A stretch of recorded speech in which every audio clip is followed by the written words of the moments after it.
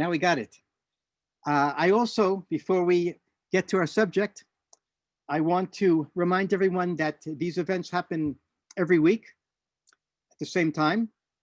Next week, we have with us Rabbi Dr. Eugene Korn. His theme is From Enemy to Ally, How a Religious Jew Learned to Value Interfaith Dialogue and Relationships.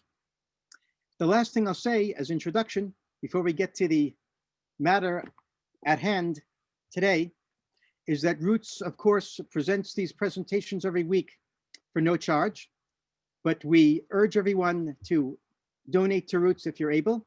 Please go to our website, friendsofroots.net, and donate what you can. So now, as I admit the last people coming into our event, lost them. So we have with us now Rabbi David Rosen, interfaith diplomacy from and in the Arabian Peninsula. Recent dramatic diplomatic developments between Israel and Gulf states have followed upon remarkable interreligious initiatives from the region, in particular from the UAE and Saudi Arabia. It is clear that interreligious relations will continue to play a significant role in strategic outreach from the Arabian Peninsula. We'll hear about these developments and opportunities from Rabbi David Rosen, who has been part of these initiatives primarily in his capacity as International Director of Interreligious Affairs of the American Jewish Committee, the AJC. In February, before the outbreak of the corona pandemic, Rabbi Rosen was the first rabbi and the first Israeli to be hosted in Riyadh by King Salman of Saudi Arabia. And 2 months before that, he met with Prince Mohammed bin Zayed in Abu Dhabi. Rabbi Rosen is the former chief rabbi of Ireland, the former senior rabbi of the largest Orthodox Jewish congregation in South Africa. And from my own personal experience, I'll tell everyone, he is very, very active and central in interfaith dialogue between the Jewish people, both with the Christian world and with the Muslim world. So Rabbi Rosen, the stage is all yours. Thank you. Thank you very much, Rabbi Hanan. Pleasure to be with you all this evening. As you've heard, my responsibility within AJC is actually international. And even though I live in Jerusalem, and of course I care very much about what's going on in my country and in my neighborhood, the Israeli-Palestinian engagement is not the primary focus of my work. I will address it, however, within the context of looking at the broader issues that I am going to discuss with you this evening. So the motives for people engaging in interreligious relations are many, but inevitably in the course of interreligious history, it has primarily been an impulse that has come from minority groups. Minority groups, by definition, have a greater interest in advancing interfaith engagement so that they can be better understood.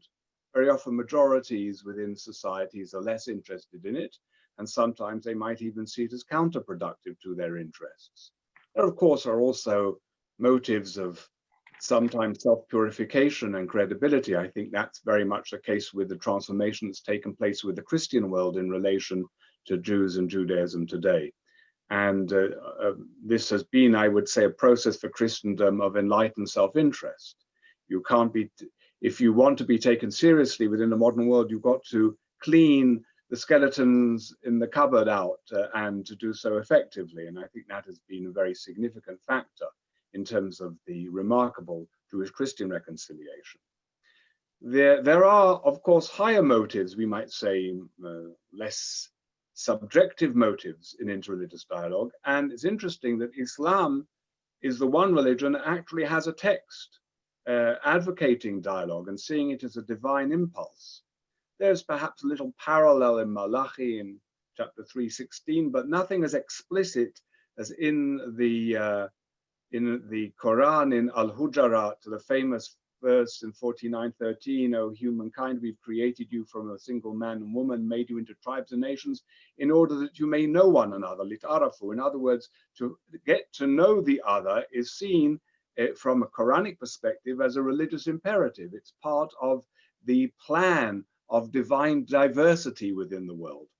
But nevertheless, I would say that the majority of the Arab world has not been, until very recently, terribly interested in that engagement for a variety of reasons, both to do with, again, the fact that within those own societies, they are self-contained, and very often the majority are not seeing any real necessity in reaching out to other communities.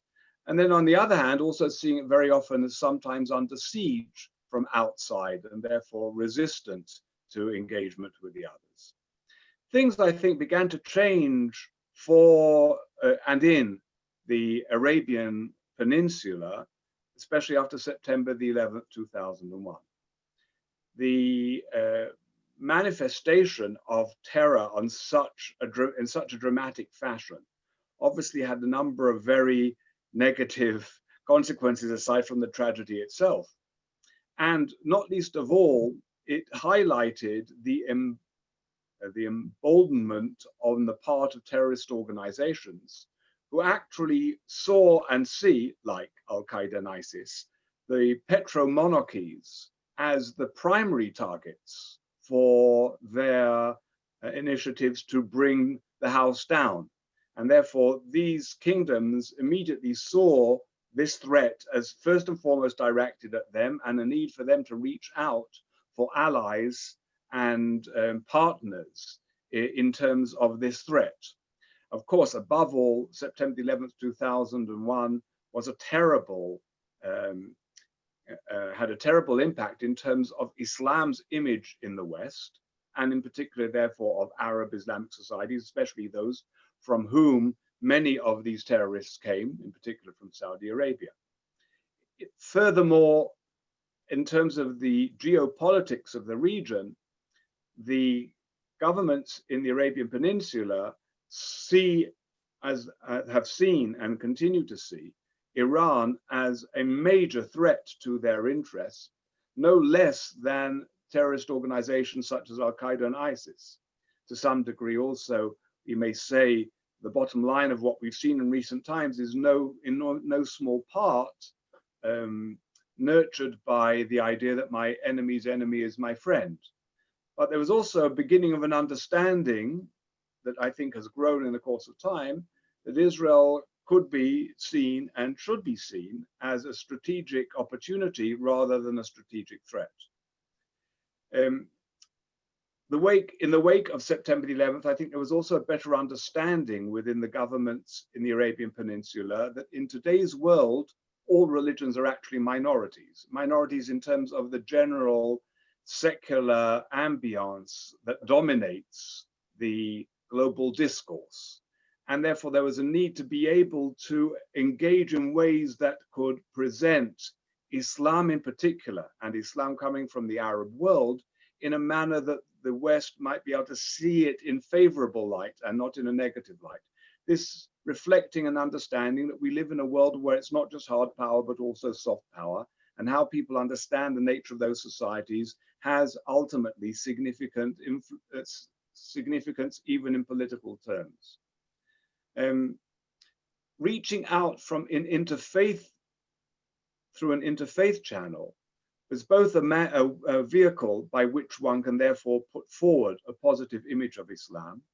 It's also a way in which you can reach out to the world in a manner that actually is less costly or less risky than political initiatives in and of themselves. And that's also particularly in relation to the Jews. But I don't think that Jews were the primary original target of these interfaith initiatives that came out of the Arabian Peninsula. They were mainly, and I think they have been mainly focused upon the Western world, that is to say, predominantly the Christian world. But they know that these initiatives cannot be credible without the Jewish presence. And then there is the dimension in which the Jewish involvement has a value-added dimension, and I will discuss those a little more in detail. But even though from an Israeli point of view, we have focused very much in the recent months on the UAE, and now today especially on Bahrain, in fact, the interfaith initiatives started from Saudi Arabia, the more conservative and cautious of those countries. And of course, a country which has a record of itself promoting a rather hardline, insular and exclusionary version of Islam. And therefore, that's why the change that has taken place within the last 13 years approximately is really quite dramatic and of significance in and of itself, aside from the broader ramifications that also affect us, and I think affect Palestinians and Israelis, as I will discuss in a moment. And the real pioneer of this, who doesn't really get enormous amount of credit in terms of the current public discourse, certainly not in political terms, was the late previous king of Saudi Arabia, King Abdullah bin Abdulaziz. It wasn't that King Abdullah bin Abdulaziz was himself necessarily such a visionary, but he must nevertheless be given credit for understanding the nature of the times, and that within this zeitgeist things were changing, and that he needed to change, and that he wanted his society to change, because if his society wasn't going to change, he understood that ultimately the monarchies themselves would fall. And of course, in a sense, in addition to September the 11th, 2001, the so-called Arab Spring added further fuel to that particular process. In 2007, he took a journey which was quite a historic journey. Never before ever had a king of Saudi Arabia, any monarch from the Arabian Gulf, paid a courtesy call to a pope. And he went to visit Pope Benedict XVI in Rome. And this had a profound effect on him. He was deeply impacted by this meeting.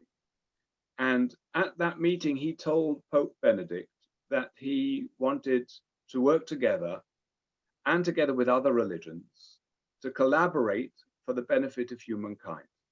To use his language, which I have now secondhand from the late Cardinal Jean-Louis Touran, who was present at that meeting, the Quran, the Hebrew Bible, and the Gospel all have at their heart the betterment and well-being of humanity.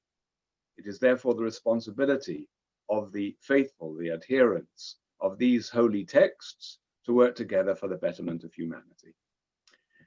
The Pope was a little bit skeptical, and as Cardinal Touran told me, in so many words, Pope Benedict XVI said to him, "Look, we can't even openly worship in your country, let alone build churches. Why on earth should we come with you on an interfaith initiative?" And apparently King Abdullah said to him, "Well, that's precisely why we need you to work with us, because we've got to change, and our society internally has to change. We can't do this overnight. I don't want a revolution. And therefore, we have to start changing the minds and hearts of our society. And if we are seen to be working together for the betterment of humanity, and these images of our collaboration, cooperation come into my society, things will be able to change to your benefit." And the Pope bought it, not only the Pope, but also the ecumenical patriarch, essentially the Pope of the Orthodox world, and the Archbishop of Canterbury, all of whom were approached to come in on this initiative. But I am already getting ahead of myself. After the meeting with Benedict XVI, King Abdullah bin Abdulaziz convened a pan-Islamic gathering in Mecca to get the support of the Muslim world in all its diversity, at least I should say in all its Orthodox diversity, for support for this his interfaith initiative. And that was generally a very successful meeting. There were certain complications, which I'm happy to go in if you want to, in terms of our discussion time.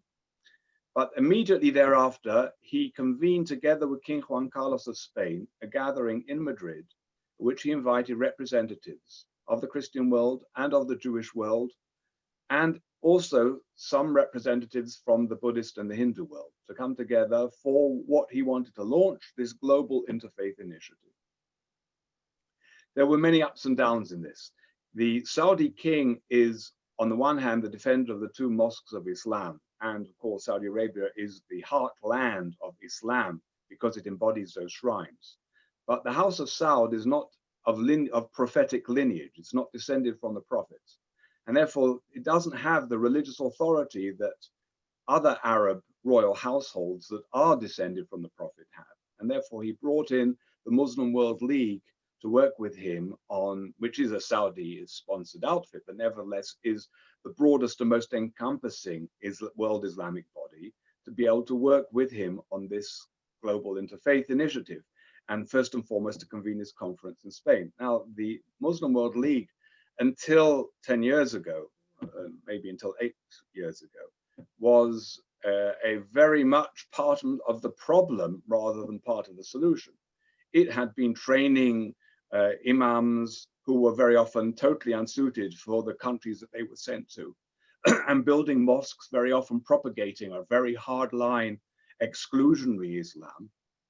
And they had never been involved in interfaith dialogue, and therefore they really didn't know what they were doing. And they got themselves into a number of twists and a number of interesting stories, which again, I'm very happy to elaborate upon in discussion time to tell you about some of the problematics and some of the fascinating side meetings that took place, and the opportunity that I had to be able to meet with ministers from Saudi Arabia, and discussions took place because the king travels with his whole entourage, and therefore the government was with him. And it was a very fascinating event. But the bottom line of that was that he announced that he was going to take an interfaith initiative, a global interfaith initiative. It wasn't clear what it was, but he got the buy-in. The next stage was to go on that just a few months later to the United Nations, where he brought it to the United Nations. I think he was rather disappointed that the Western world wasn't more excited about his initiative, and it didn't get the coverage that he was hoping for. At this gathering of the United Nations, he invited the heads of all states to be able to come, including Shimon Peres, incidentally. President Peres was present at that. And I'm not sure whether President Abbas was there, but there were certainly Palestinian representatives at that particular meeting. I think King Abdullah had very high hopes for this organization, some of which were realized, but I think many were not. I think he was expecting it to have a bigger and more rapid impact. But the bottom line of it was that he established, together with Austria and Spain, together with the Vatican, the King Abdullah International Center for Interreligious and Intercultural Dialogue. And it was set up in Vienna. Why doesn't really matter. Again, it's something that we can discuss in further detail. But obviously the king felt it wasn't something he could do yet in Saudi Arabia. He needed to be seen to be doing it externally to be able to impact and influence within society. And I had been invited to the initial conference in Madrid in my AJC capacity. Interestingly, during the course of the conference in Madrid, I established a rapport with the then Minister of Information of Saudi Arabia, Iyad Madani, who incidentally told me that he had studied at a university in America. We had a Jewish girlfriend whom he wanted to marry, but her family didn't want her to marry him, and his family didn't want him to marry her, so he didn't have Jewish children in the end.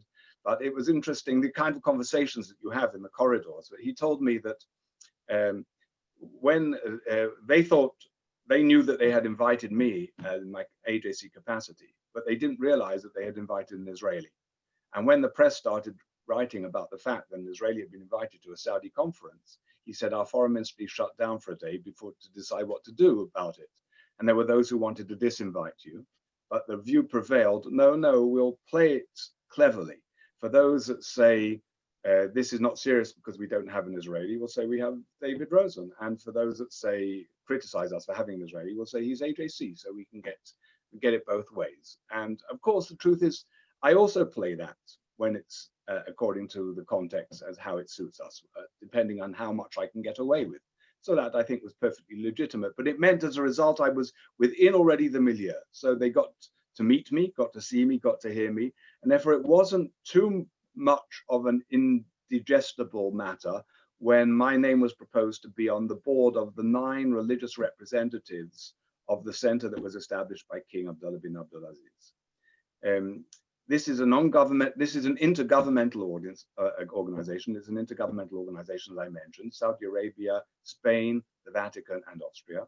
But the policies are determined by a board of directors, 3 Christians representing the Pope, the Ecumenical Patriarch, and the Archbishop of Canterbury, 3 Muslims, 2 Sunni, 1 Shia. The first Shia member was actually the Minister of Culture under President Khatami, who then moved in exile to London. One Buddhist, one Hindu. Thank God they're both women. Otherwise, from a gender point of view, it would be absolutely catastrophic. And I'm the Jew. Now, it's a great organization to be part of. It's known by its acronym, KAICIID, K-A-I-C-I-I-D. You can just Google it. Just put in these initials, K-A-I-C-I-I-D, and it will come up. And it's got some really wonderful programs. It's just been responsible for the Interfaith Forum that's taken place in Riyadh, in which I participated. Of course, because of Corona-19, it was virtual. And that was for the G20, the gathering of the G20, which will also be a gathering, a virtual gathering of the most powerful economic nations that come together on an annual basis, this time hosted by Saudi Arabia.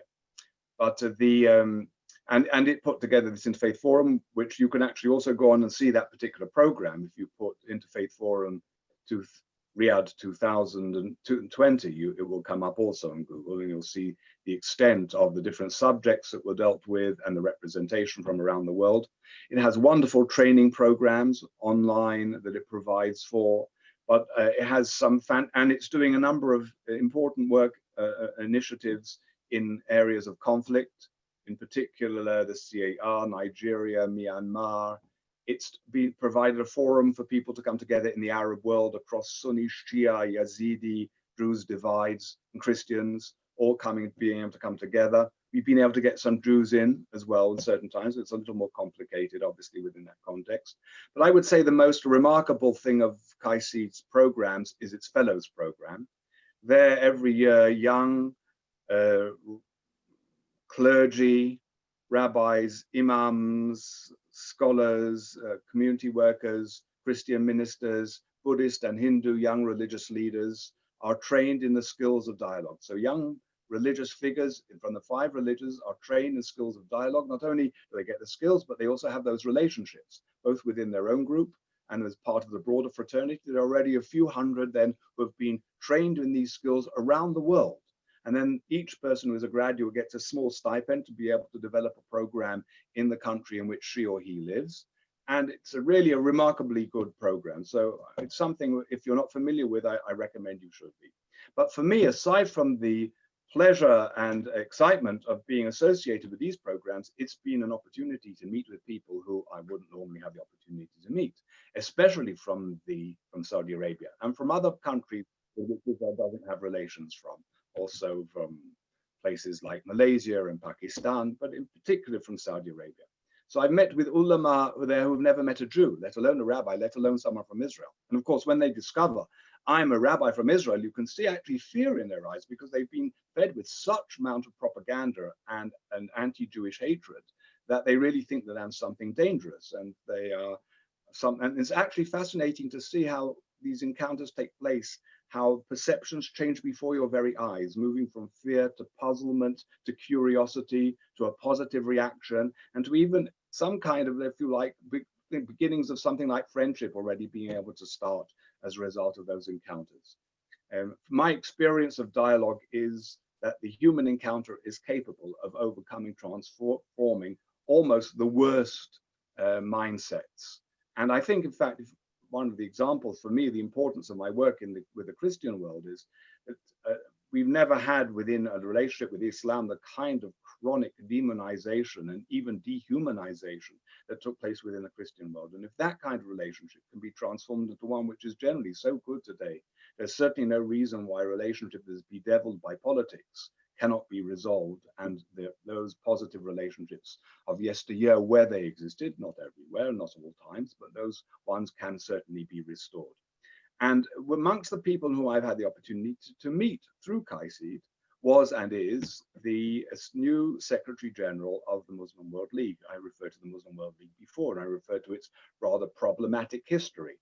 And the King Abdullah bin Abdulaziz is already appointed as the Minister of Justice, a man by the name of Muhammad Abdul Karim Al-Isa.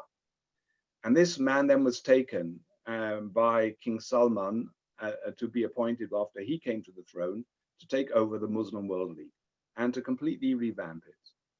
And I met this man for the first time in Vienna and saw it as a great opportunity to establish that personal relationship. and he was very gracious to give me hours of his time, which we discussed many ideas. Discovered a man, an extremely open-minded man who was very desirous of having a close relationship with the Jewish world.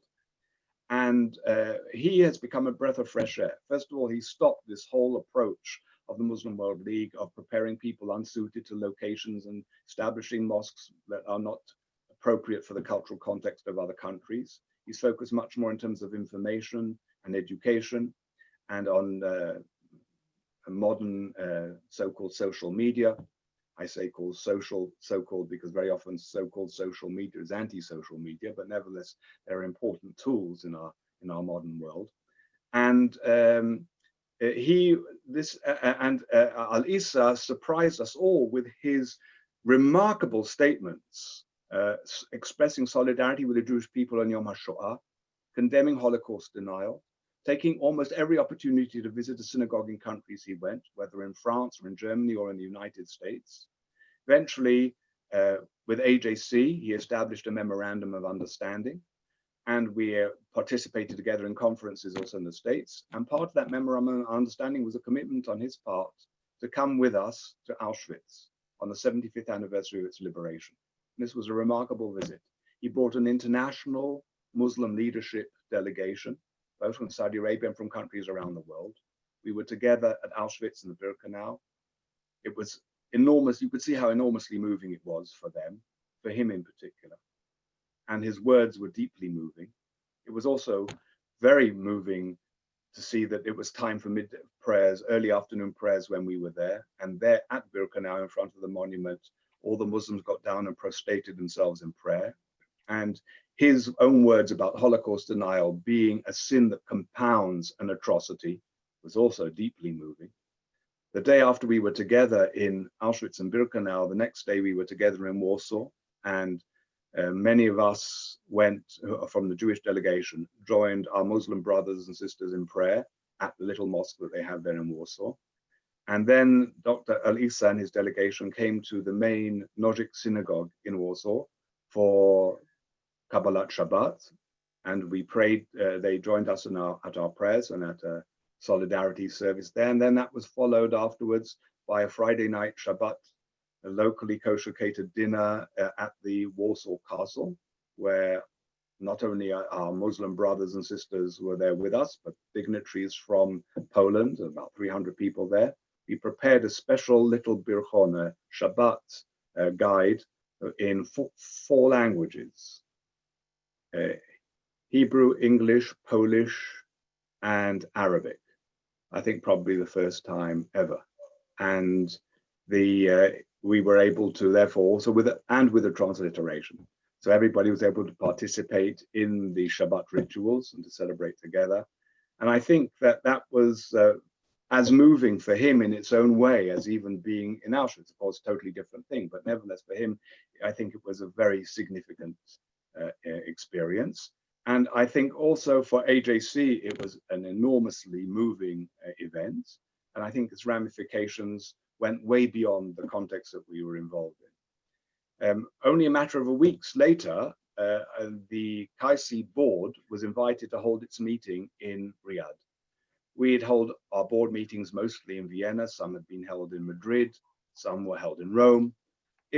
We were told that the day would come when it would be held in Riyadh, but we didn't hold our breath because we realized that it takes time for these attitudes to change, and it wasn't easy for them to be able to have any kind of interfaith delegation in Riyadh because their attitude towards Saudi Arabia has been very much an attitude towards almost that this is our Vatican, and in some way it's even stricter than a Vatican, and not everybody can come in and participate there. And I knew anyway that probably I was an additional factor, because even if they decided David Rosen is a nice guy, he's still an Israeli, and it's maybe a bit too early as far as the Saudis were concerned to be able to have an Israeli. So we were very, all of us on the board, very excited to know about this time last year that we were actually going to have a meeting in Riyadh. And we were told that when to this meeting, we would meet with academics, with intellectuals, with young people, while we were there. We weren't promised anything more than that. But when we arrived in Riyadh, we discovered that we were due to meet the next morning with the king. And we were taken, of course, under very heavy security to this enormous white complex, very luxurious complex, just so much marble and chandeliers and carpets, and going from one antechamber to the next antechamber, and having enormous amounts of coffee and dates. As we eventually then come into the king, where we sat according to a certain protocol, and the king says, you know, I basically want you to be here to thank you for this, how important interfaith relations is. And he goes on and he gave, if you like, his Mishnah, his own particular view of what the importance of interfaith relations, saying that if today there cannot be essentially, more or less saying the words attributed to Hans Kung already something like 30 or 40 years ago, that there cannot be peace amongst the nations if there's not peace among the religions. And then he said something to us very interesting. He said, Islam, our Islamic society was originally a tolerant and embracing society. We were forced by politics to become more insular and isolationist. And now we are restoring the original Islamic character back to our society. Now, it doesn't really matter whether you buy that historiography or not. I mean, I think there's good reason to be rather skeptical about his analysis. But nevertheless, if that's what he's telling his people, and it is what he's telling his people, then that's really very significant. And the engagement with interfaith relations, as I mentioned earlier, was very important to be able to reach out to the world at large, and important for him to be able to demonstrate a positive image of Islam and how Islam is contributing to the betterment of humanity. It was also an opportunity for him to take leadership in this area. Saudi Arabia sees itself as a leader in the Muslim world. It doesn't want everybody else running ahead of it and it being behind. And therefore it wanted to be, therefore, out in front on these issues. And as I said, it was also the feeling, the importance of utilizing of soft power. And there was also the desire to be able to change his society and to change attitudes within the society. But there's also added benefit to the engagement with Jews. And because if you can, and this in particular with regards to Al-Isa, because Muhammad Al-Isa understands very well that nothing tarnishes your image in the West today amongst, if you like, educated and moderate circles than the accusation of anti-Semitism. And in fact, it's a paradox and rather a sweet irony that today, if you want to be seen as an enlightened society, you need to be able to portray yourself as Judeophiliac, in other words, but positive towards Jews rather than Judeophobiac, rather than you're hostile to Jews. And this actually has been therefore part also of their new orientation, which has been fascinating. And obviously it has some kind of political goal. And not least of all, they saw the King Abdullah bin Abdulaziz saw, and I think the present regime in Saudi Arabia certainly sees, interfaith relations as the potential back channel for political initiatives. And I'll tell you here, share with you a story that I've never shared publicly before. I'm not sure I wanted to go too far, but at any rate, I'm sharing it publicly, so I'm giving up my exclusive control over this story. On one meeting, because at the big conferences, ministers from Saudi Arabia would come over, and especially the foreign minister.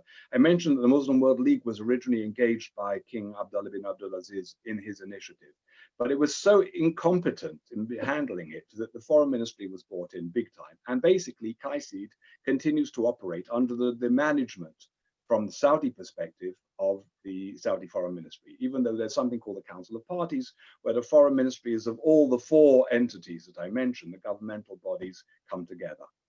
At any rate, on one occasion, the foreign minister invited half a dozen of us from the board, 4 of us, actually, and he was talking about what their plans were, and the others went, and he made a sign to me to remain.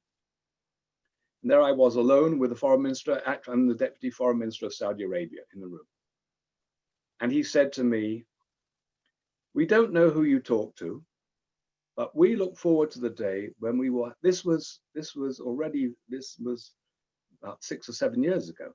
"We look forward to the day when we will have full diplomatic relations with Israel." He said to me, you could have knocked me down with a feather. I mean, I didn't say anything to him about this. He comes out of the blue. He says, we look forward to the day when we'll have full diplomatic relations with Israel. He says, but, and the President of the United States has asked us to be able to provide flyover rights for Israel. The head of the Palestinian Authority, Salam al-Fayyad, has indicated that he's going to make an independent declaration, a unilateral declaration of independence. So for those of you who follow Israeli politics, you'll know more or less when this was. The minister says to me, we understand Israel's security concerns. I mean, again, you could have knocked me down with a feather. Here's a foreign minister of Saudi Arabia saying to me, we understand Israel's security concerns. He says to me, but instead of saying no to Salam Fayyad, say yes, and now let's discuss security arrangements. You'll be saying exactly the same thing, but it will sound differently because we cannot respond to the President of the United States in any affirmative manner if nothing is moving on the Palestinian front. So that was their position then. Not sure whether it's exactly the same now. But what the story, the reason I'm sharing this particular story with you, and incidentally, I did communicate back home, but nothing was done. I communicated with a minister who said to me, David, I'm prepared to meet with the King of Saudi Arabia anywhere. I said to him, that's not what he's saying to you, that he wants you to be able to issue a statement welcoming Salam Fayyad's initiative on the understanding that there are appropriate security arrangements. And of course, there was never any response from the Israeli side in that regard. So one of the many missed opportunities on all sides. There's a famous statement about the Palestinians not missing an opportunity and miss an opportunity. It's true of everybody who's involved with regards to our little corner neck of the woods here. And there's enough blame to go round for everybody. So but never, the reason I tell you the story is simply to show how much they see this, and this is going to be even more so for the UAE, as a significant back channel. Now, the UAE came into this picture later than Saudi Arabia, but it came in almost like on steroids and moved at a pace far more rapid than Saudi Arabia once it got engaged. And this has very much been the vision of Prince Mohammed bin Zayed, known as MBZ, who has understood all those things that King Abdullah bin Abdulaziz understood before him and more, and who was involved in many different initiatives to be able to try to bring about a regional conference with Israel and the Palestinians involved. And on all sides, he's felt that he's been thwarted, and he's felt that it hasn't been able to come about. And therefore, more or less, he decided that really the approach now needs to be a different one on his part. But in order to be able to prepare this whole initiative, they got involved in interfaith relations in a very big way. First and foremost, again, like with King Abdullah bin Abdulaziz, in order to deal with the image problem, in order to be able to advance their own agenda, to win friends and to be popular, etc., and to see interfaith in a positive light.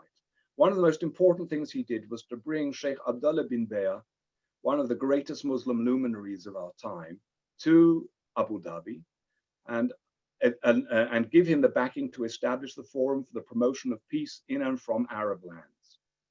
Ultimately, he made him the Mufti of Muftis. He's head of the Fatwa Council of the Arab Emirates. Abdullah bin Bayer was a colleague of Yusuf Qaradawi, very much known as the father of the Muslim Brotherhood. They broke ranks precisely over the question of the use of violence and of exclusionary approaches. And Abdullah bin Bayer has now become, I would say, very much a focus of the enlightened forces within the Muslim world, and very much been nurtured by the UAE as his champion. He, after founding this forum, he convened within Morocco, together with the Kingdom of Morocco, with the King of Morocco, the Marrakesh Declaration, which was based upon the famous Charter of Medina, established by Prophet Muhammad, giving full civil liberties to all those, full equal civil status to minorities, that is, to Jews and Christians. And therefore, obviously, here they weren't so much concerned with Jews, they were concerned with other Christian minorities, with the Yazidi groups, with Druze, with other segments of within the Arab world. And the Marrakesh Declaration is a very important declaration, which he has sought to propagate as the charter for which all Arab countries should use to be able to build the principle of citizenship and of civil liberties for all within those particular societies. In addition to, and so I was there at that Marrakesh Declaration, I was there at that conference. I already had a relationship with Abdullah bin Bayer, thanks to the fact that we are both presidents of the largest world interfaith body called Religions for Peace. Originally called the World Conference Religions for Peace, now known as Religions for Peace. Again, you can Google that, RFP.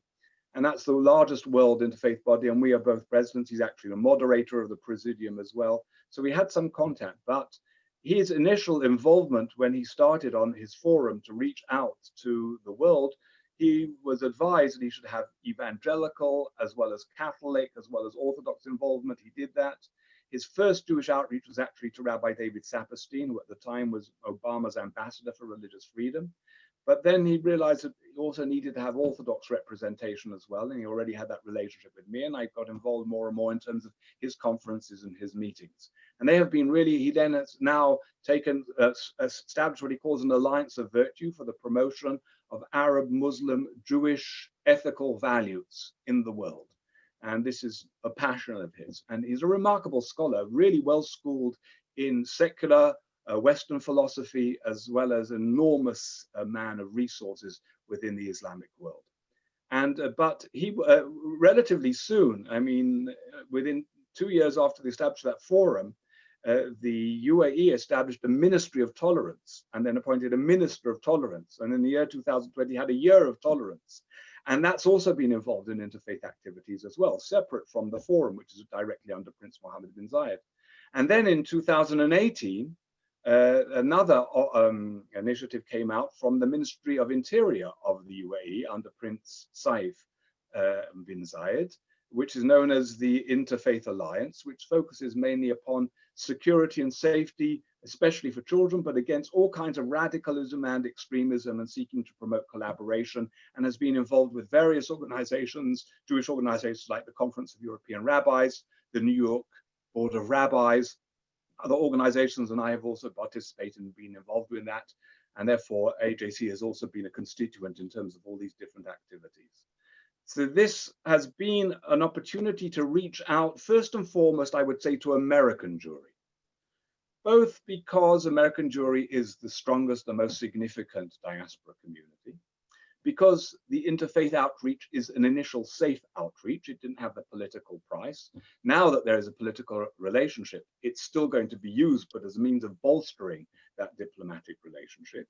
Also because there is still this myth, and maybe it's not an entire myth, and maybe we use it as well, that Jews are somehow the conduit to the sources of power within the US administration and can have an enormous impact upon public opinion in the United States. And therefore, the relationship with Jews is seen as actually a very significant soft power asset. But in the case of the UAE, it was certainly clear that once Prince Mohammed bin Zayed had given up upon the more traditional two-state solution approach, he saw religion as a means of not only advancing his own agenda, but also of changing his own society. Because if Jews are no longer presented as the enemy and no longer the devil, but brothers for Muslims and part of the family of Abraham, then of course you're able to move ahead, because you're saying you need to see them as they really should be seen, in accordance with the most important and noble texts within the Quran. And therefore it's not insignificant that the agreements that were signed between the UAE and subsequently Bahrain, which was inevitably going to come in on the UAE's coattails, together with Israel, were called the Abraham Accords. That's very significant.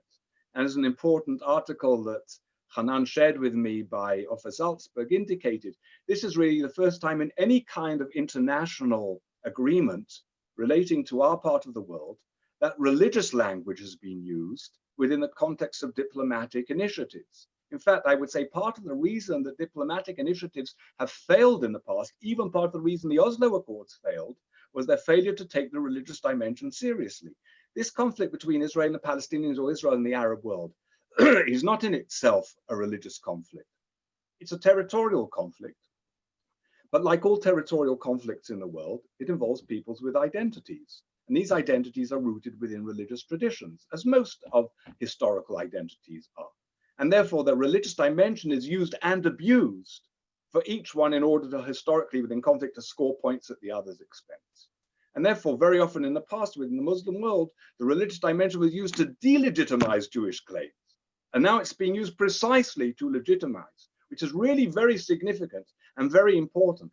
And I think, I know also from conversation with Prince Mohammed bin Zayed, that he sees the interreligious dimension as a vehicle for ultimate Israel-Palestinian reconciliation, because they understand, I understand that the Palestinians feel that they have been bypassed by these Abraham Accords. But I'm absolutely convinced that on the part of the UAE and Bahrain, and certainly when Saudi Arabia comes in on this, and in the meantime behind the scenes, they are convinced that actually the interreligious dimension can be a very positive element, not least of all in changing perceptions, because the moment you say that this is based upon our religious relationship, you are legitimizing the Jewish narrative in terms of its attachment to historic Israel. And you've got plenty of texts within the Quran and the Hadith if you really want to use them in a positive element. Of course, you've got negative ones, but it depends what you want to use them and how you want to use it in that regard. And I think the more there is of encounter, and the more Israelis will travel to the UAE into Bahrain, and the more the Emiratis will come here, the more attitudes will change. Because what's happened since the second Intifada, I say both Israelis and Palestinians, I believe, suffer from the PITS. What's the PITS? It's an acronym for Post-Intifada Trauma Syndrome. And this has affected the way we perceive one another. And we need to overcome these perceptions. I'm not sure we can do it just by ourselves. When people are coming in and Israelis meet Arabs and Muslims, and it starts changing their attitudes and vice versa, I think we're going to be able to have a cultural context that will facilitate moves in a different direction.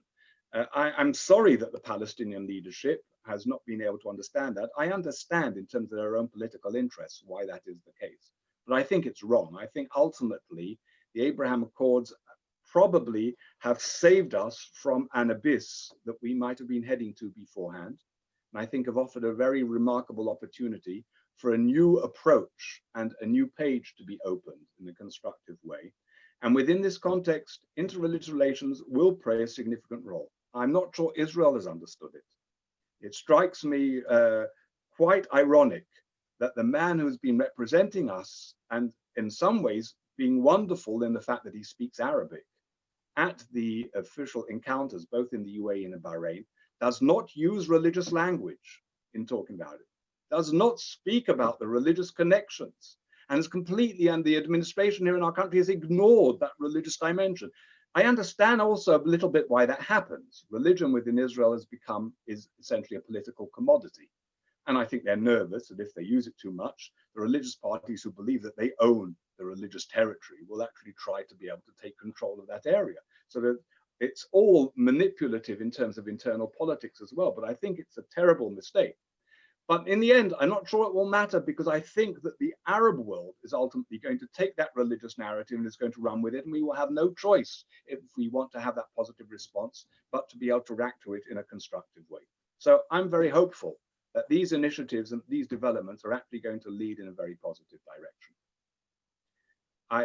Let me conclude with just a little story. Of course, because of Corona, I haven't traveled for the last 6 months or so, but most of my work keeps me traveling. Maybe in the past, before the pandemic, I was traveling 50% of the time.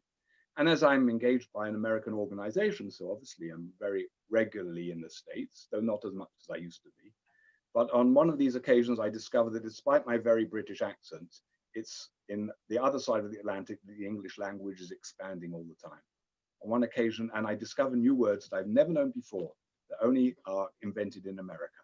On one occasion, I was introduced as a well-known dialogian. I had never heard that word dialogian. They told me a theologian who is involved in dialogue is a dialogian. Okay, but in my experience, most dialogians are monologians, and I would like to prove to you that I can't just do a monologue, but that we can engage in dialogue. So with that, on that note, I will bring my monologue to an end. David, Rabbi Rosen, that was mind-boggling. You gave us so much to think about, and at least for me, you opened up so many directions and you shattered so many stereotypes. I have so many things to ask you. I'm actually happy that there aren't that many questions in the chat box, because I have thousands of them. So I'll take the prerogative of the moderator, I'll ask you a few questions. The first one is a short question. Has this been written up? This story, this narrative, this trajectory that you just presented to us? Where can we read about it? Well, some things have been written up, not totally, fully comprehensively. First of all, I've given a few webinars on that. And just if you go onto my Facebook page and you just scroll down on my Facebook page, you can just put my name in, you should be able to get onto my Facebook page. You can see the webinars I've given and some articles, transcripts and things. And I have also written in certain places about some of these events. But the truth of the matter is, a lot of it I hadn't written about because until now, it had been things that have best been kept undercover. My visit however, to Saudi Arabia, I wrote an op-ed on that occasion. And again, just if you Google it, you should be able to find it. You just put in David Rosen and Saudi Arabia and it should come up. And what about from the perspective of the development of the consciousness there in the Arabian Peninsula? I'm so glad you asked me that, because I forgot to tell you something. I had so much to say, and of course the problem for me was what I wouldn't say. I mentioned the visit with the king, but the most, no less exciting for us when we were in Saudi Arabia was our meeting with about 70 or 80 young Saudis, all graduates of a program called Salam, for university graduates to develop skills in intercultural and interreligious engagement, something that had never existed before in Saudi Arabia. And they were wonderful young people. Almost all of them spoke fluent English. Many, probably the majority had studied abroad. Incidentally, that's something else that King Abdullah promoted. Thousands of Saudis had studied abroad with scholarships precisely because the king wanted them to become more culturally broad, experienced and literate. And and they presented their program, what they've done, and then they interacted with us. All the women had obviously head covering. Some were completely covered other than slits for their eyes. The fact that men and women were in the same room was already significant within Saudi Arabia. And incidentally, they were all terribly excited because they feel the present regime is giving them freedom and opportunity to be able to live more normal, more freer lives than they've been able to do so before, while still being very traditional. But the most amazing thing was, after they had presented, we had formal interactions, and then we were intermingling informally. Up comes a young woman, completely covered, and she says to me, to my, again, amazing surprise, Shmi Rim, Ani Rotza Levaker Israel. My name is Rim, I want to visit Israel. I said, Ahlan wa sahlan. When you come, you have somewhere to stay, I have room for you. I mean, that means that these young people are not just beginning to expand their horizons. They are curious about Israel and about Jews, and they want to have the opportunity to be able to know more. And therefore you can see, now, obviously, we were there as guests of the kingdom. We weren't going to meet people who were going to be critical, and we weren't going to meet people who were opposed. But we did meet with many intellectuals. There were many, therefore, evening events and luncheons, and everybody we met was absolutely felt that our visit was symptomatic of this transformation, and in particularly my presence. And while there were some that were a little bit nervous as to how far they could go, the press was recording the fact that the first ever rabbi, the first ever Israeli, had been received by the King of Saudi Arabia. And I think, and you can see also the latest surveys that came out, just I think yesterday or the day before, there was a survey done in terms of Arab attitudes. And the change has been very, very rapid in terms of moving away from totally negative to now at least accepting that this is going to happen, and in some cases positive. So obviously you don't change attitudes of a century overnight, but nevertheless, I think that there is very significant grassroots. Well, of course, it's not the same in every country. I think Qatar and Kuwait are in a different category from the Emirates and Bahrain. And Saudi Arabia is complex, very complex, but there's definitely, I think these are earth-moving, shaking events and changes that are taking place. Wow. Okay, another question. The fact that Jared Kushner is a religious Jew, has that had anything to do with the fact that the interfaith dialogue developed into a political breakthrough that's based on religion, the Abraham Accords? I can't answer that. I have no inside track to the US administration, so I don't know. But I haven't heard religious language being used by the US administration either. The only ones I've heard using religious language have been the Arabs, the Muslims. Mm-hmm. And I think we've got something to learn from them in that regard. I think that Mohammed bin Zayed convinced Jared Kushner that going this avenue was the only avenue that was going to bear any fruit, and that the other attempts to be able to broker a direct path between Israel and Palestinians were just not going to go anywhere. And I think that they have a good relationship that facilitated that. But I don't think that the Americans, I don't know, and I may be unfair, but I don't think so. I think that there is a change taking place within the US administration. It's demonstrated, my wife told me, that USIP for the first time is now supporting religiously motivated initiatives as well, United States Institute of Peace, and that was previously considered to be undermining the separation between church and state. Mm-hmm. So I think there is some kind of move taking place within the US as well, but I'm not sure whether you can put that down and give credit that to the White House. I hear. So now Israeli leadership, you said something really important and powerful, that the Israeli leadership has not understood yet the new religious direction, the importance of that. So my question is, who in the Israeli political world, who's going to, like we say in Hebrew, who's going to pick up the glove? That's a very good Hebrew expression. I couldn't get out neither language. Well, you know, there are some very interesting things that are taking place at the same time. You know that there's a commission of the chief rabbinate of Israel for dialogue with the Vatican and also with the Anglican Church. This wasn't something the chief rabbinate initiated, and it's not something that was easy for a more conservative with a small c orthodoxy that still has many problems with regards to Christianity. It doesn't have those problems for Islam. To be able to engage religious establishments within that is not a problem.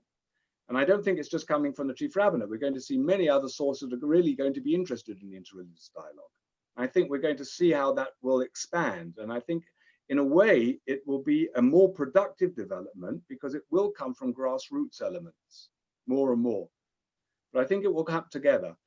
I think once it starts getting well established, we will see governmental bodies jumping on board. But I think it will have to come that way. I think that the religious engagement will have to take place, and then governmental diplomatic elements will come on board. It won't come the other way around. Okay, then I'll ask my last question, because now there's lots of questions in the chat box. So my last question is, you said grassroots, which reminds us of roots.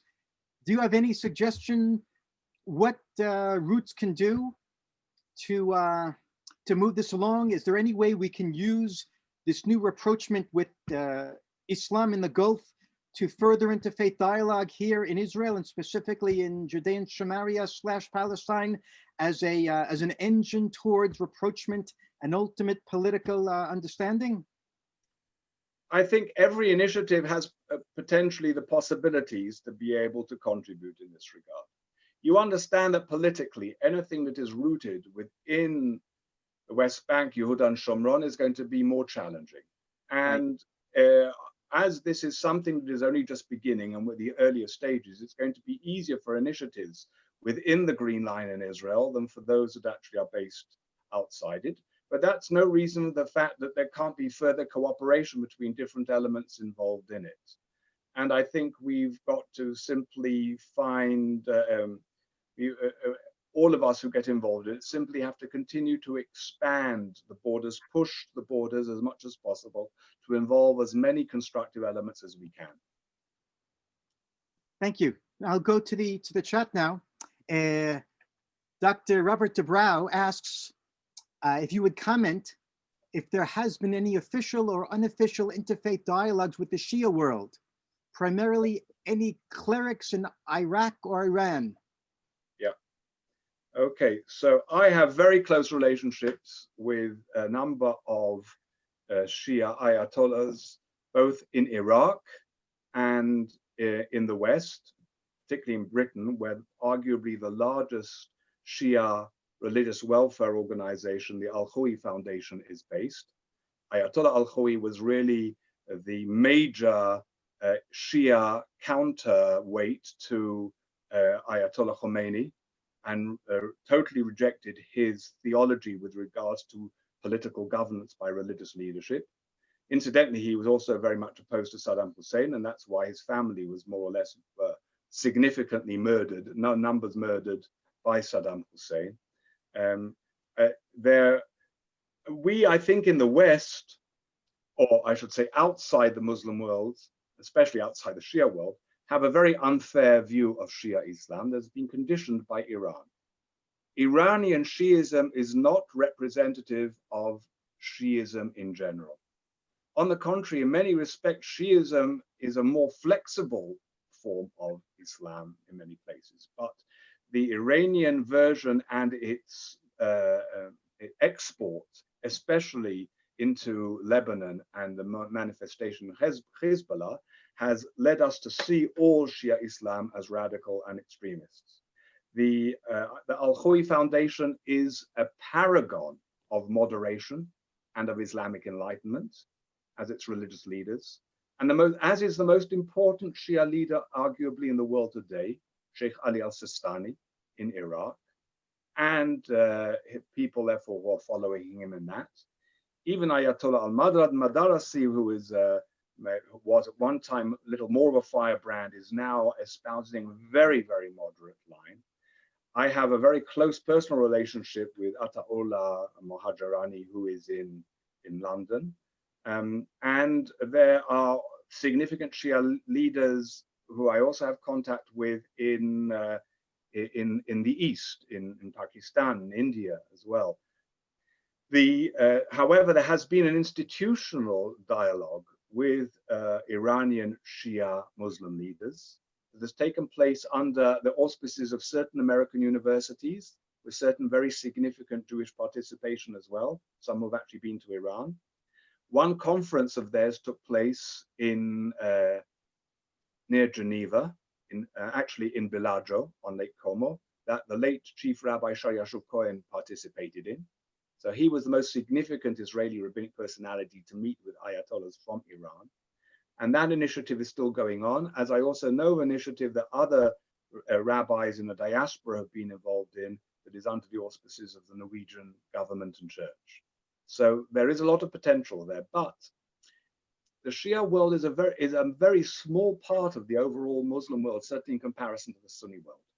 And it's not, the Shia who we are directly connected to, for worse rather than for better, are not those who are going to be interested in any kind of dialogue. And therefore, in terms of Israel's position at the moment, I don't see us having any particular opportunities in that direction. Thank you. Udi Kedem asks, when do you think the Arab-Israeli interfaith leaders will be able to join the new attitude with the Emirates? What are the conditions they will that have to be fulfilled to join this new Muslim attitude? No, they are already joining. So the last meeting of the Forum for the Promotion of Peace under Sheikh Abdullah bin Bayer that took place last year, there were Israeli rabbis present. The first address has still been, and I think makes sense from our point of view, to be the commission of the Chief Rabbinate for interreligious relations. Whatever you think of the Chief Rabbinate of Israel, and there's plenty to criticize about the Chief Rabbinate, this nevertheless is a body that is mamlachti. It is therefore represents that it is a state body in that sense. I don't think we have any other framework for interfaith relations with a state body, but it's already taking place, and I'm sure that is going to expand. You will see more and more Israeli rabbis being present and scholars being invited as this expands. We Israelis tend to have a certain, I'm not sure what it is. It's probably a sense of a passionate sense of being let out of our cage because we have been isolated and insulated by hostility for such a long time that very often we tend to go overboard. And I think we saw a little bit of that with Shimon Peres's New Middle East. And very often you can go too quickly and frighten people because you're going in with a little bit too much excitement and passion. So I think we've got to find the right kind of calibration. But I think every year you will see more and more Israeli rabbis involved in interfaith relations in the Gulf as well as internationally. Thank you. Udi asked about the Arab Israeli leadership, though, about Muslim Israeli leadership, not about Jewish Israeli leadership. Oh, excuse me. The question was about Muslim? Yeah. Excuse me. Am I hearing? Correct, right. Thank you. Okay. So actually, Palestinian Muslim leadership is also involved at both at all the meetings I've participated in. Sheikh Mohammed Hussein, the Mufti of Jerusalem, has been present. He's also often used it as a platform to be able to lambast Israel and to issue, I would say, not just legitimate criticism, but also totally unfounded libels. The fascinating thing is that when he does that, I haven't felt that the audience has really bought it. They have been, I've had the feeling very often that they say, well, this is a necessary, if you like, letting off steam that has to take place, and that we have to be understanding of it. But in addition to Sheikh Mohammed Hussein, there have been even people from Gaza, and of course in many, what is his name, Dr. Mahmoud Habash, who is the de facto religious tsar of the PA, has been present. Of course, you won't get anybody coming from Hamas, but there has been Palestinian representation at all these events of Sheikh bin Bayer's operation. And at all of these different organizations, they continuously refer to the importance of addressing the Palestinian issue. It's not off the table. I believe that, however, they will see the religious dimension as offering an opportunity to be able to advance the Palestinian cause much more successfully than the secular, political, diplomatic vehicles that have been used in the past. Thank you. We have Lamis Faid, who would like to ask the question orally. So please unmute yourself, Lamis, and speak up. Hello? We can hear you. Okay. Yes, of course, I support everything you say. I have been writing in Arabic about spiritual diplomacy since 3 years. And now I'm afraid that the greatest challenge in Sunni world will be Al-Azhar. Al-Azhar University or Al-Azhar institution. So what, Al-Azhar as an institution will not be ready to dialogue openly with Jews. They will put a precondition, just solve the Palestinian case, and then we can dialogue, vice versa. I think you're right. There are still little signs that even Al-Azhar's, so let me first of all confirm what you're saying. So for example, after Trump's declaration on Jerusalem, you will recall that Sheikh Al-Tayyib, the Grand Imam of Al-Azhar, had a conference on Jerusalem to which he invited representatives from Christianity, as well as from across the Sunni Muslim world, but he didn't invite any Jews. Incidentally, Dr. Muhammad Abdul Karim Al-Isa said to me, I was invited to that conference and I didn't go. I said to Al-Tayyib, I will not go to a conference on Jerusalem that does not involve Jews. Now, he might have been saying that to find favor in my sight, even though he doesn't need to. But it's rather significant, interesting that he said that. But Al-Tayyib certainly, incidentally, I have a picture together with Al-Tayyib, but that was before he became the Grand Imam, when we were at I've been a number of conferences with him. But since he's been Grand Imam, he will not take a picture with Jews, and certainly not with Israelis. And not with the Shia leader. I will have to edit that, because his position also to Shia leadership is not positive. Okay, so I recognize a lot of problems with Al-Azhar, but you know, Al-Azhar has sent 2 young ulama from Al-Azhar to the Qaisid Fellows Program. And they, graduates of that program, have been very involved in the monitoring center that was set up by Al-Assad to countervail radicalism and extremism. Now, whatever you think about that and whether it's effective or not effective, it exists.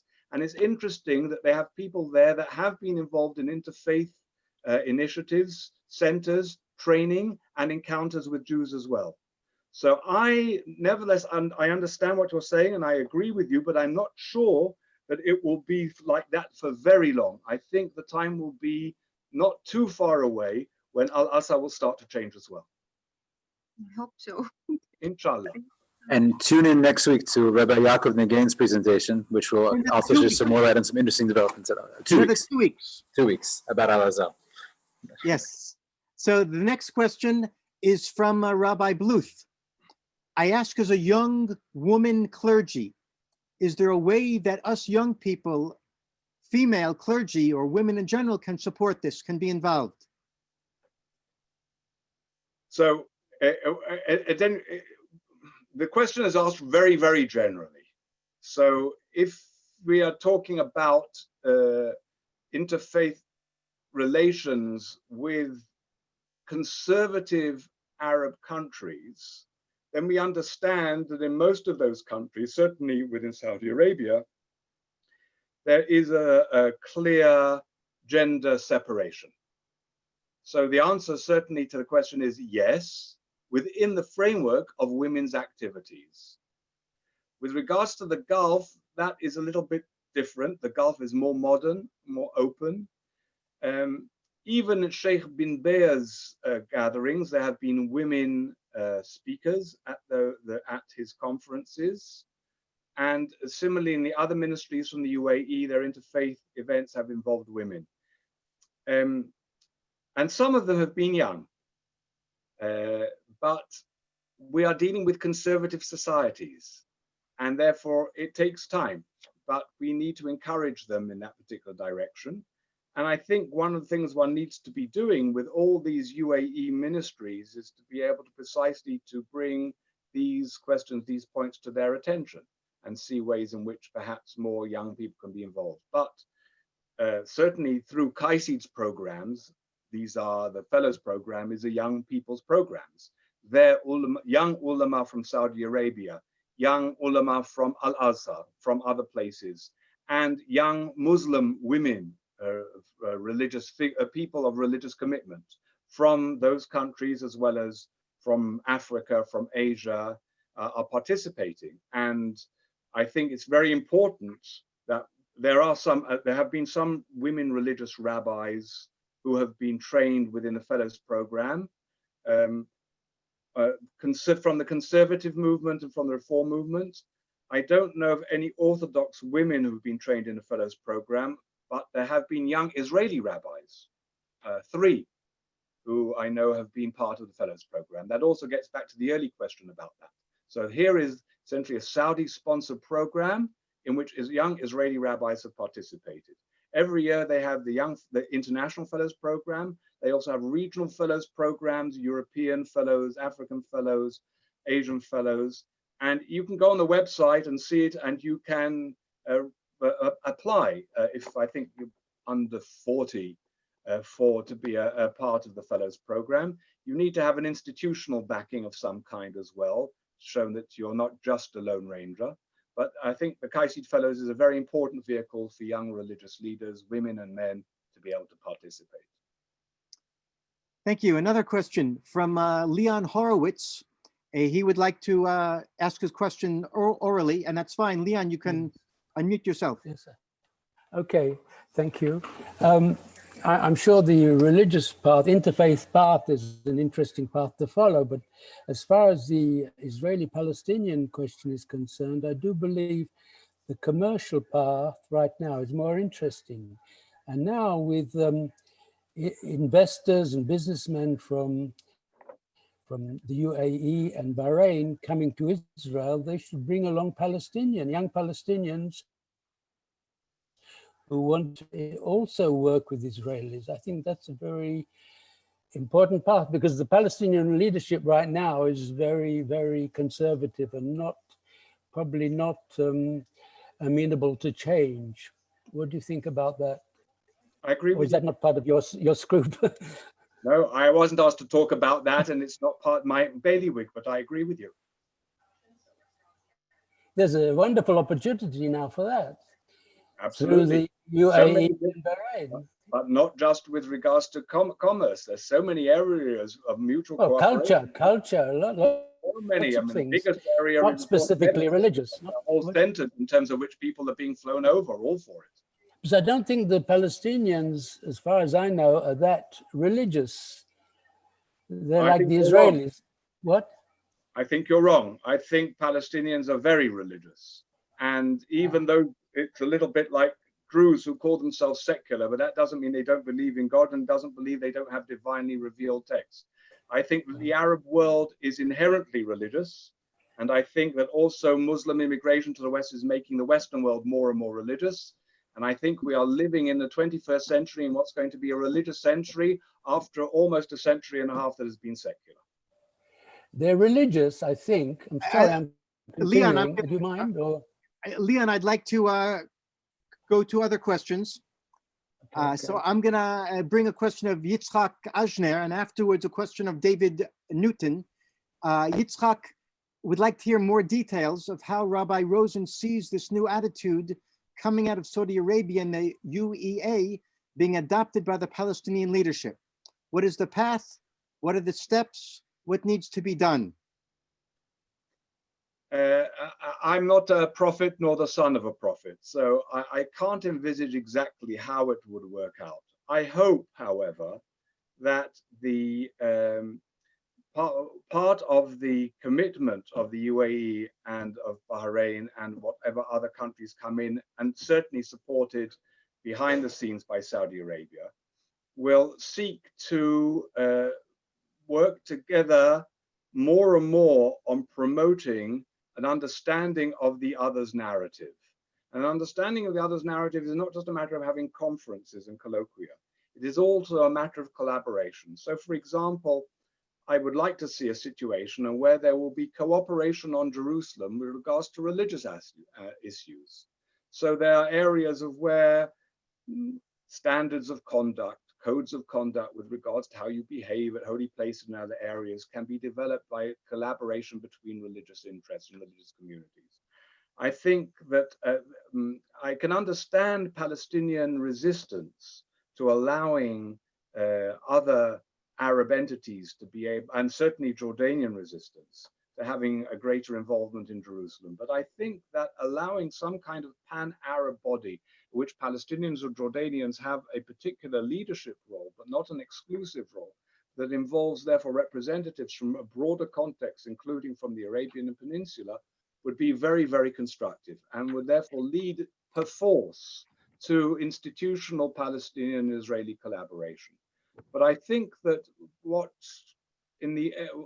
above all is happening is what I hope will happen is what I described, and that is that the greater people-to-people interaction that will take place as a result of the Abraham Accords, and that will happen in the fields of commerce and of tourism and of medicine and so many other areas, will lead to people getting to know one another more and more, and fulfillment of the Quranic command litarafu.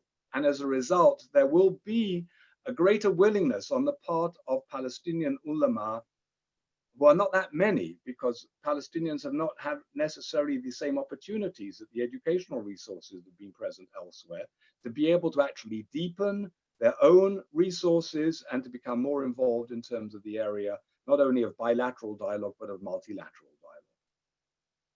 Thank you. David Newton, excuse me, please unmute yourself.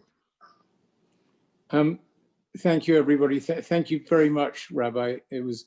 Thank you so much. This is Audrey, my partner, and I'm David. And I knew many years ago your younger brother, Mickey, when he was alive. Older brother. I might look much older, but he was older than me. Was he? I'm sorry, but I knew him at University of Manchester, and I know Jeremy in New York.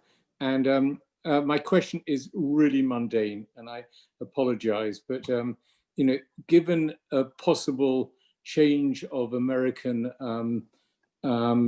administration, I just wanted to take or take from everything you said is that if there is some type of seismic change within administrative change in America, does this have an effect on the trends that you have so beautifully articulated in your talk? I don't think so. I hope not. I don't think so. I think that even those that are very hostile to the present US administration can see the benefits of the Abraham Accords. And my assessment is that this will be seen as something too good to be able to draw back on. Here's a question from Daniel. Thank you. Hello, I'm American, but work in Central Asia in the former Soviet Union. I was wondering if you could talk more about your outreach to Muslims who are not Arabs. Thank you very much for your work. Well, thank you. Thank you for your thanks. But even with the previous answers I gave, I tried to be able to make them succinct, and there's much more that I could go on about. So we try through AJC to reach out to the Muslim world at large. I actually have quite a close relationship with with Mufti Pashazadeh, who is the Grand Mufti of the Caucasians, and he's also on the board of CAICI's board of directors. The largest Muslim community in the world in any one country is actually in India, and we AJC have brought the leadership of the All India Council of Mosques and Imams on a mission to Israel and also Palestine, because all our missions also with the Palestinian Authority and Palestinians are also on our program. And so we've had delegations of major Muslim entities outside the Arab world, also from Africa. We haven't had a delegation from the Islamic states from the former Soviet Union. It's been I think a little more difficult to organize, but as I say, I do have personal relationships. We are the only Jewish organization in the world to have a position for international interfaith relations. And we're talking about an age in which interfaith relations is bursting out all over. Never before in human history has there been as much interreligious collaboration, cooperation, and communication as we have today. Reading newspapers, you wouldn't believe it. You would think everything is economics or negative politics. But the fact is, you know, the Pew Foundation did a study that shows that 84% of the world defines itself in religious terms, or for religion is an important part of it. And many of us have more contact with the 16% than with the 84%. But nevertheless, the interreligious world is a burgeoning industry, and we don't have the resources to meet the demand. And Jewish organizations that even have people for interfaith relations have people for interfaith relations locally.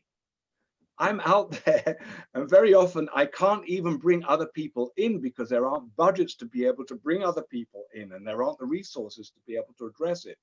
So we have a long way to go to be able to provide the resources to address the potential that exists throughout the Muslim world globally. Hopefully, with each passing year, we will do better. Thank you. I will close and say this was mind-boggling. This was amazing. This was really expanding, for me, expanding my horizon. A lot to think about and hopefully a lot to go out and do. So thank you very much, Rabbi Rosen. And I want to remind everyone of two things. Next week at the same time, we'll hear from, as we said at the beginning, Rabbi Dr. Eugene Korn, From Enemy to Ally, How a Religious Jew Learned to Value Interfaith Dialogue and Relationships. And the week after that, we have Rabbi Dr. Yaakov Nagen, as Shaul mentioned, who will also be talking in the same vein about interfaith relations. Lastly, as I thank everyone for joining us, please remember that it costs money. As Rabbi Rosen just said, it costs money to be involved in interfaith dialogue and building bridges. These programs on Sundays cost money for Roots. So please, if you're able, go to our website, friendsofroots.net, friendsofroots.net, and donate whatever you're able.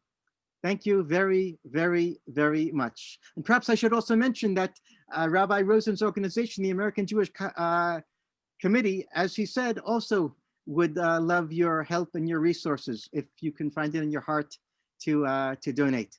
Thank you very, very much to everyone. Thank you very much. It was great learning. Bye. לילה טוב. Good night. לילה טוב, תודה רבה. Good day, good night.